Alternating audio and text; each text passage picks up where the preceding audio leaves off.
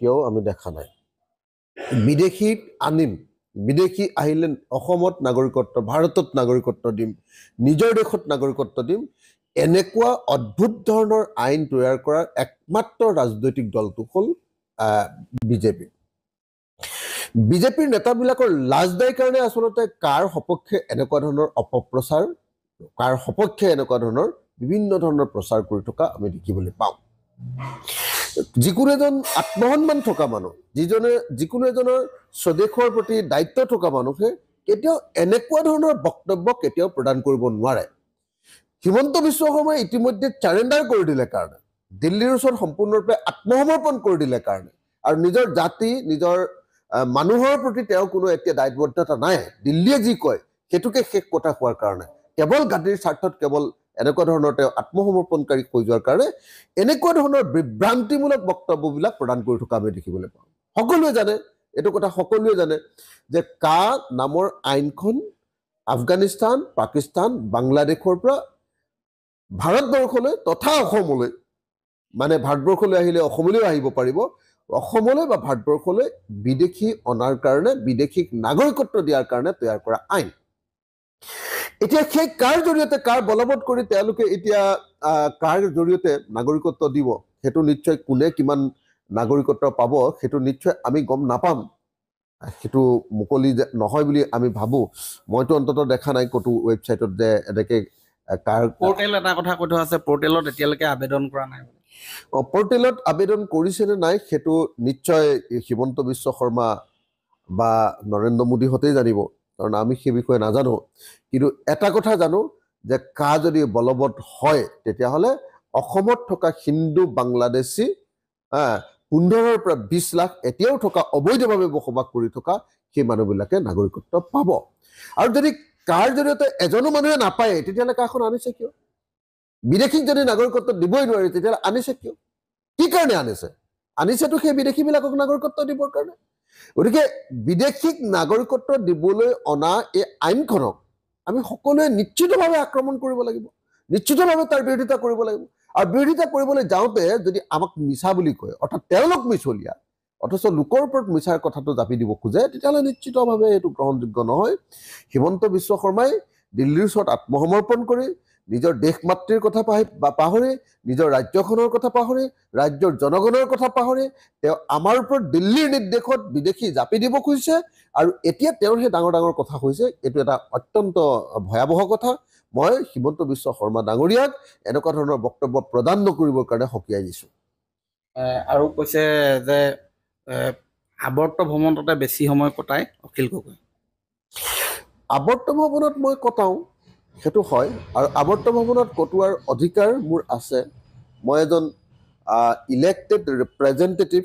আৰু সেইকাৰণে আৱৰ্ত ভৱন ব্যৱহাৰ কৰাৰ মোৰ নিশ্চয় পূৰ্ণ অধিকাৰ আছে আৱৰ্ত ভৱনত মই অফিচাৰ্ছবিলাকক কাম কাজৰ আমাৰ প্ৰত্যেকটো ডিপাৰ্টমেণ্টৰ কাম কাজৰ ৰিভিউ লওঁ আৱৰ্ত ভৱনত মই মিটিং কৰোঁ বিভিন্ন ধৰণৰ মানুহে মোক সাক্ষাৎ কৰিবলৈ আহিলে তেখেতসকলৰ লগত মোৰ মিটিং হয় আৱৰ্ত ভৱনত মই মাজে মাজে থাকোঁ আৰু সেইটো ডেফিনেটলি মোৰ বিধায়ক হিচাপে সেইটো অধিকাৰ আছে আৰু সেই অধিকাৰৰ পৰা কোনেও মোক বঞ্চিত কৰিব নোৱাৰে কিন্তু একেটা সময়তে এইটো কথাও সকলোৱে জনা দৰকাৰ হিমন্ত বিশ্ব শৰ্মাই জনা দৰকাৰ যে অখিল গগৈ একমাত্ৰ বিধায়ক যি এছেম্বলিৰ সময়ত সংবাদ মাধ্যমত উঠিবৰ কাৰণে চাইকেলত উঠি নাযায় যি চাইকেল লৈ নিজৰ সমষ্টিৰ প্ৰত্যেকটো পঞ্চায়ত আৰু প্ৰত্যেকখন গাঁৱলৈ গৈ সমষ্টিৰ প্ৰত্যেকটো খবৰৰ সমস্যাৰ বুজ লয় আৰু সেই সমস্যাবিলাক সমাধান কৰিবৰ কাৰণে যত্নৱান হয় গতিকে হিমন্ত বিশ্ব শৰ্মাই যি কথা কৈছে আচলতে তেওঁতো তুলনি বিয়া খাবলৈ তেওঁতো তেওঁৰ নিজৰ বাগানত ফুৰিবলৈ তেওঁৰ বাগানত তেওঁৰ ল'ৰা ছোৱালীক টিউচন মাষ্টৰক আনিবলৈ হেলিকপ্টাৰ ব্যৱহাৰ কৰা মানুহ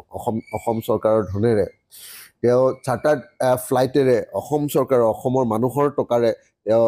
বেংগলোৰত তেওঁ ইলেকশ্যন কেম্পেইন কৰিবলৈ যায় নাগপুৰত তেওঁ মিটিং কৰিবলৈ নাগপুৰত তেওঁ RSSৰ নেতাবিলাকক সেৱা কৰিবলৈ যায় সেই সকলোবিলাক কৰা অসমৰ টকাৰে অসমৰ ৰাইজৰ টকাৰে তেওঁ এনেকৈ লাভবিলাক কৰি থকা মানুহজনে নিশ্চিতভাৱে এই কথাটো বুজি নাপাব সেইটো হয় কিন্তু এটা কথা স্পষ্ট কৰি দিওঁ যে সাৰ্কিট হাউচত মই মিটিং কৰোঁ সাৰ্কিট হাউচত মই উন্নয়নমূলক কাম কাজৰ ৰিভিউ কৰোঁ, চাৰ্কিট হাউচত মই মাজে মাজে থাকোঁ, সেইটো মোৰ অধিকাৰ। আৰু সেই অধিকাৰৰ পৰা হিমন্ত বিশ্ব শৰ্মাই মোক বঞ্চিত কৰিব নোৱাৰে। আৰু হিমন্ত বিশ্ব শৰ্মাৰ নিচিনাকৈ ৰাজহুৱা ধন অপব্যৱহাৰ কৰি মই কেতিয়াও কোনোদিন হেলিকপ্টাৰ নদৌৰাওঁ, চাৰ্টাৰ ফ্লাইট নদৌৰাওঁ। চমুকে আজি তিনিচুকীয়ালৈ আহিব গৃহমন্ত্ৰী অমিত শ্বাহ, তেখেতে বহুত ডাঙৰ ডাঙৰ কথা কৈছিলে। তেখেতে কৈছিলে যে অসমক বানমুক্ত কৰি দিম। 2014 চনতো ক'লে, 2019 চনতো ক'লে, আমাৰ 2016 চনৰ ইলেকশ্যনতো ক'লে, 2021 চনৰ নিৰ্বাচনতো ক'লে। কিন্তু এতিয়ালৈকেতো অসম বানমুক্ত হ'ল নেকি? প্ৰত্যেক বছৰে বানপানীয়ে অসমৰ মানুহ এতিয়াও ককপকাই থাকে। যোৱা বছৰ এতিয়া বানপানী আহোঁ আহোঁ হৈছে। যোৱা বছৰ শিৱসাগৰত অসমৰ ভিতৰত আটাইতকৈ বেছি বানপানী হৈছে। আমাৰ শিৱসাগৰত যোৱাবাৰ 4বাৰ একেৰাহে বানপানী হ'ল, 4বাৰ। গতিকে বানমুক্ত অসমটো তেওঁলোকে গঠন কৰিব নোৱাৰিলে। আৰু অসমৰ যিটো আভ্যন্তৰীণ নিৰাপত্তা, যিটো শান্তি শৃংখলা, আইন শৃংখলাৰ পৰিস্থিতিও এতিয়ালৈকেতো উন্নত নহ'ল। এতিয়া আকৌ আস্ফা তেওঁলোকে আমাৰ ওপৰত জাপি দিলে। এতিয়াও আস্ফা অসমৰ 4খন জিলাত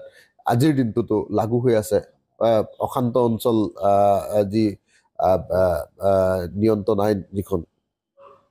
সেই আইন এতিয়াও লাগু হৈ আছে। গতিকে মই ভাবোঁ যে স্পেচিয়েল যিখন অশান্ত অঞ্চলৰূপে ঘোষণা কৰি স্পেচিয়েল